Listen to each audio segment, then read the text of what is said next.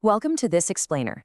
Have you ever wondered why the AI in your pocket can write a brilliant, nuanced essay, but it literally can't figure out when it's actually appropriate to speak up? Well, today we're taking a structured tutorial approach to figure out exactly why. We're going to discover why the artificial intelligence you use every single day is, at its core, fundamentally limited, and we'll look at what the biological architecture of cognition can actually teach us about the true future of artificial general intelligence. Okay, let's dive right into this by immediately exposing the hidden blind spot of modern AI.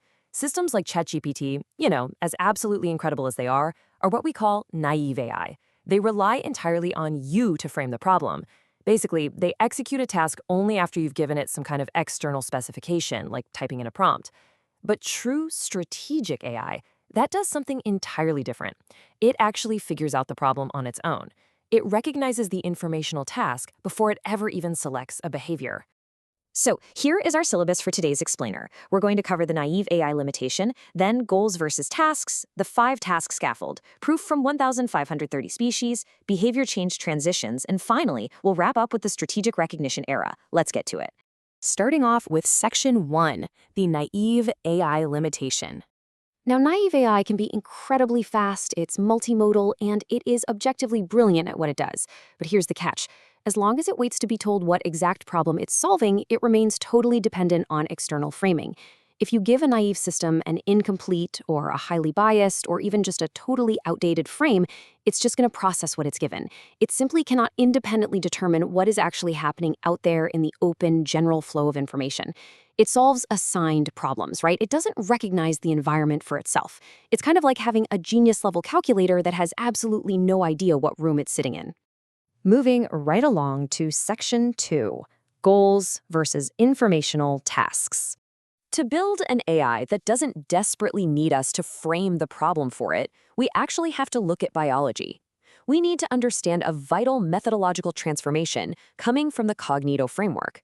Think of life-sustaining goals, specifically energy, safety, and reproduction, or what we call the ESR triad, as the constant goalposts of life.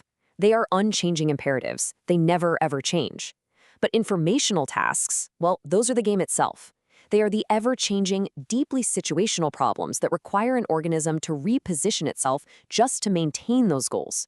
You don't just solve energy. You solve a situational task, like, say, finding food or avoiding a predator, in order to maintain your energy and your safety. Which brings us to Section 3, the 5-task scaffold.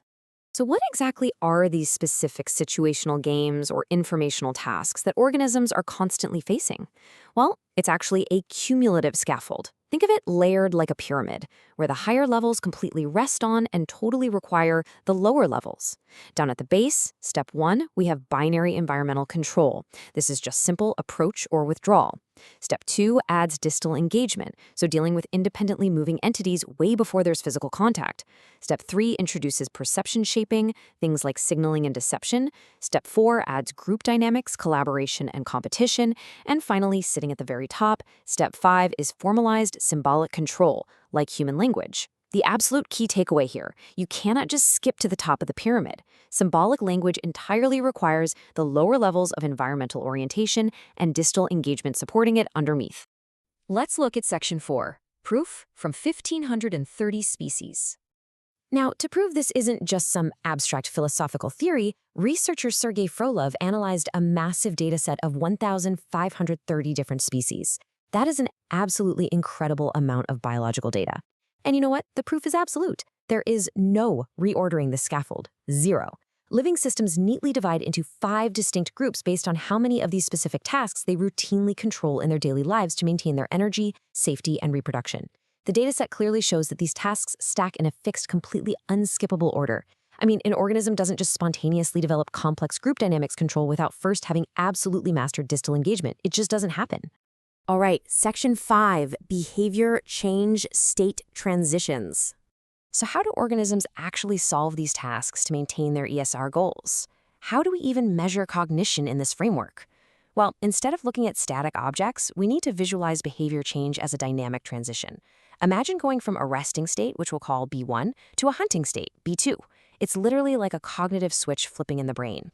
The exact same object might be completely irrelevant to an organism in one context, but trigger a massive B1 to B2 transition in another context. Cognition isn't just some vague capacity for generality. It is a highly structured architecture of informational regulation. An event happens, it suddenly becomes relevant, and boom, the system shifts its behavior. And finally, Section 6, the strategic recognition era. So how in the world do we get our machines to make those intelligent B1 to B2 transitions completely independently? For an AI to be truly strategic, it absolutely must cross what's called the threshold of liminality. Imagine the chaotic, overlapping, constantly shifting background noise of reality. That's the general informational flow. A strategic AI recognizes the exact moment that random noise crystallizes into an adaptive event. It has to ask itself, okay, what kind of problem is reality presenting right now before it takes any action at all? It crosses the threshold, assigns the event to one of those 5 task domains we talked about, and only then does it act. And listen, when AI can finally independently look at reality and assign a situation to one of these 5 domains without a human sitting there writing a prompt to tell it what the context is, that is when we officially enter the age of strategic recognition. This is the crucial developmental stage where progress is no longer just about executing predefined tasks a fraction of a second faster or chasing better benchmark scores. It is the architectural transition toward genuine strategic engagement with the environment. It is, quite frankly, the end of the naive era. To put it perfectly, Sergey Frolov notes that current large language models operate almost entirely at the very top of the pyramid. They're just predicting the next word or symbol. But the future? That belongs to large cognitive adaptive models, or LCMs. They won't just process text, they're going to process actual events, moving seamlessly up and down across all 5 levels of that biological scaffold. They will detect an event, independently retrieve its meaning, and radically change their behavior relative to their own internal constraints. It's a total game changer. And that brings our tutorial on the Cognate Evo project to a close. As we've seen today, biology definitely didn't sit around waiting for a prompt to survive. So I want to leave you with this final thought. Will the true AGI of tomorrow be defined simply by feeding it more and more data, or will it be defined by giving it the architectural power to actually recognize the world for itself? The entire next era of intelligence depends entirely on how we answer that question.